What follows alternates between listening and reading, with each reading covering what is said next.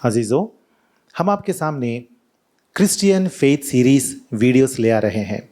इन videos के बनाने के पीछे हमारा मकसद ये है कि हम आपको कलाम में से सही जवाब दें हर सवाल का।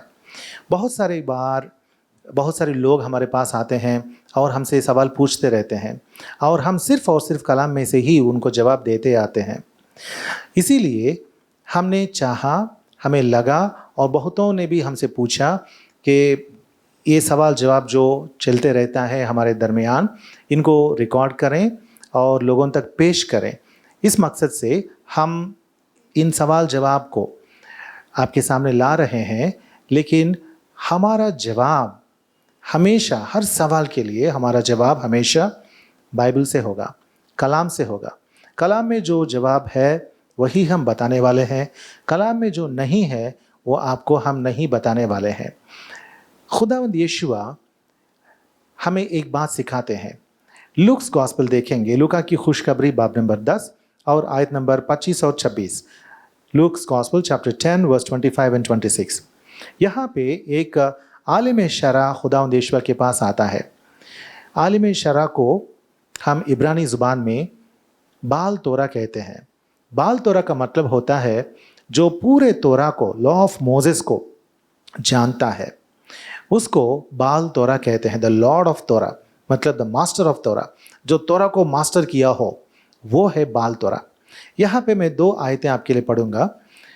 वर्स 25, और देखो एक आलिम शरा उठा और ये कहकर उसकी आजमाइश करने लगा, मतलब खुदावंद यीशुआ की आजमाइश करने लगा, ऐ उस्ताद मैं क्या करूं कि हमेशा की जिंदगी का वारिस बनूं।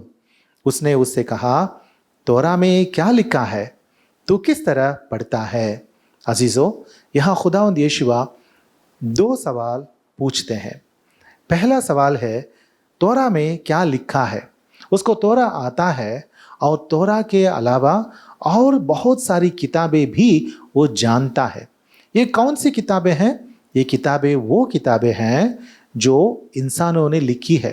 तोरा के बारे में, यानी लॉ ऑफ मोसेस के बारे में या पुराने अहदनामा के बारे में लोगों ने जो किताबें लिखी हैं, उन किताबों को भी ये इंसान जानता है। लेकिन खुदावंद यीशुआ इंसानों से लिखी गई बातों को छोड़कर इस बाल तोरा को या आलिम शरा को फिर खुदा के कलाम के पास ले आते हैं। इसीलिए पूछते हैं, तोरा में क्या लिखा है। मतलब हमें सिर्फ और सिर्फ इतना ही जानना है कि कलाम में, बाइबल में क्या लिखा हुआ है। जो बाइबल में लिखा हुआ है वो हमारे लिए काफ़ी है। खुदावंद यीशुआ यही सिखा रहे हैं। और एक सवाल पूछते हैं, तू किस तरह पढ़ता है। हमें कलाम को पढ़ना चाहिए। खुदावंद यीशुआ ने उस इंसान को कलाम के पास वापस लाया। वो शायद सोचता हुआ होगा कि मैं तोरा के बारे में जानता हूँ, तोरा के बारे में जो भी किताबें लिखी गई हैं उन सभी किताबों को जानता हूँ और इंसानों से लिखी गई उन किताबों का इल्म का इजहार मैं यहाँ करूँगा। ये सब शायद वह इंसान सोचता हुआ होगा। लेकिन खुदावंद यीशुआ ने क्या किया? उन्होंने ये किया कि उस बाल तोरा को, आलिम शरा को खुदा के कलाम के पास ही ले आया। इसीलिए जब भी आपके पास एक सवाल होगा या कोई आकर आपसे एक सवाल पूछेगा तो जवाब सिर्फ कलाम से देना, क्योंकि कलाम हमारे लिए काफ़ी है। खुदा का कलाम, यहोवा खुदा का कलाम हमारे लिए काफ़ी है।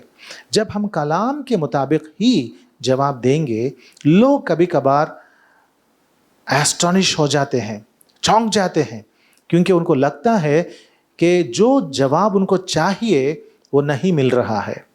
क्योंकि लोगों के अंदर खुदा के कलाम के अलावा और भी इंसानों से बनाई गई बातें, इंसानों से गढ़ी गई बातें, इंसानों से कही गई बातें अंदर रहते हैं।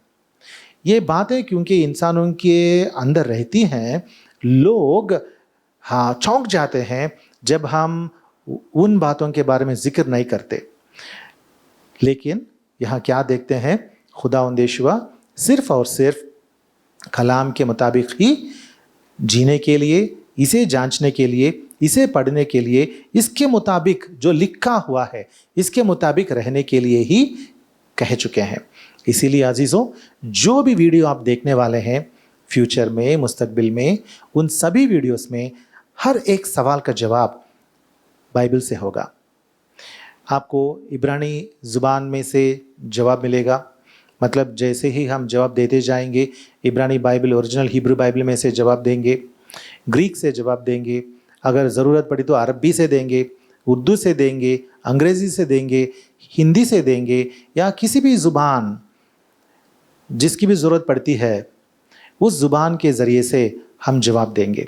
और हमारी ख्वाहिश है और दुआ भी है कि ये सवाल जवाब सीरीज़ जो है, क्रिश्चियन फेथ सीरीज़ जो है, आपके लिए बहुत फ़ायदेमंद होगा।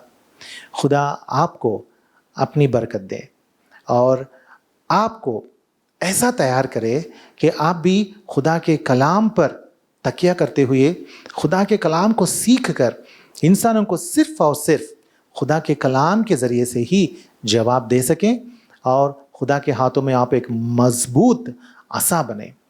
खुदा आप सबों को बरकत दे। आमीन।